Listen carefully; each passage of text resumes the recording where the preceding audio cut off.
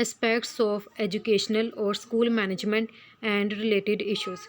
Aspect کا کیا مطلب ہوتا ہے؟ پہلو۔ تو یہاں پر ہم نے دیکھنا ہے کہ ایجوکیشن یا اسکول مینجمنٹ کے کون کون سے پہلو ہیں، اور وہ یہاں پر دیکھا جائے تو 4 پہلو ہیں۔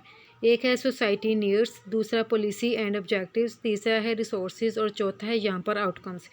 پھر ہم نے دیکھنا ہے کہ یہ جو چاروں اسپیکٹس ہیں ان کے ریلیٹڈ کون کون سے ایشوز ہیں جو کہ مینجمنٹ میں آتے ہیں۔ Major sources of educational issues. یہاں پر ہم نے دیکھنا ہے کہ تعلیمی مسائل کی کیا وجوہات ہیں اور اس کے کون کون سے ذریعے ہیں جو کہ تعلیم کے اندر ایک مسئلہ کریٹ کرتے ہیں۔ پہلا یہاں پر جو ایشو ہے وہ ہے ریسورس ایشوز۔ ریسورس ایشو کا کیا مطلب ہے؟ ریسورس جیسے کہ ہیومن بینگس ہو سکتے ہیں یا کسی قسم کا کوئی مٹیریل، جیسے کہ اسٹوڈنٹ کلاس کے اندر بہت زیادہ کم ہے یا پھر ٹیچر کلاس کے اندر بہت زیادہ کم ہے، تو اس اسکول کی جو مینجمنٹ ہوتی ہے اس کو صحیح سے مینج نہیں کیا جا سکتا۔ اس کے علاوہ ریسورس ایشو کے اندر دیکھا جائے تو اس کے اندر مٹیریلز بھی آتے ہیں، جیسے کہ فنڈز وغیرہ۔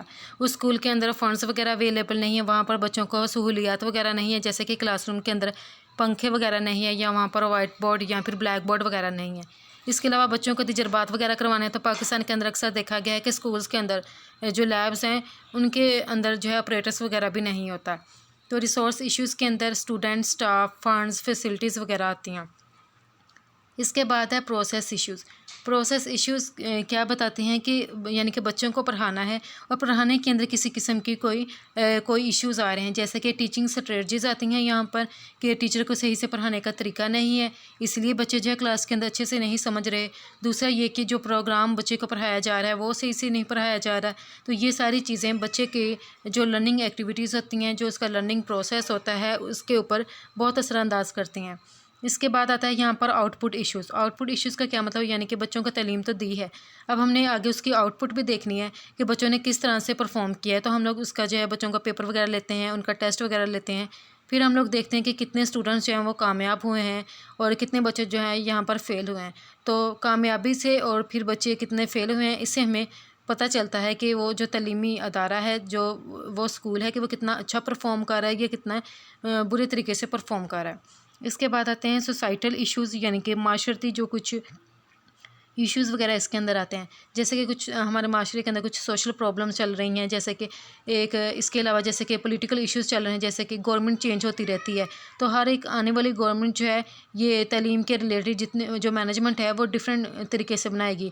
اس کے علاوہ ہمارے جو اکنامک ایشوز چل رہے ہیں کہ تعلیم کے اوپر اتنا پیسہ نہیں، جتنا زیادہ ہم لوگ جو ہے اپنی فوج کے اوپر لگا دیتے ہیں، ان کی فنڈنگ زیادہ کرتے ہیں۔ اس کے علاوہ ٹیکنالوجیکل ایشوز ہیں کہ ہمارے پاس ایڈوانس ٹائپ کی ٹیکنالوجی نہیں ہے، ہمیں چاہیے کہ ملٹی میڈیا کے اوپر بچوں کو لیکچرز وغیرہ پڑھائیں، اس کے علاوہ ان کو اینیمیشن دکھائے تاکہ ان کا ایک کنسیپٹ بن سکے۔ لیکن یہاں پر کیا ہے کہ صرف اور صرف رٹا لگانے کے اوپر ہی زور دیا جاتا ہے، بچوں کو صحیح سے کنسیپٹ جو ہے وہ سمجھایا نہیں جاتا۔ Treatment of issues in educational management of Pakistan. Pakistan کی جتنی بھی ایجوکیشنل مینجمنٹ کے اندر ایشوز ہیں، ہم لوگ اس کو کس طرح سے حل کر سکتے ہیں۔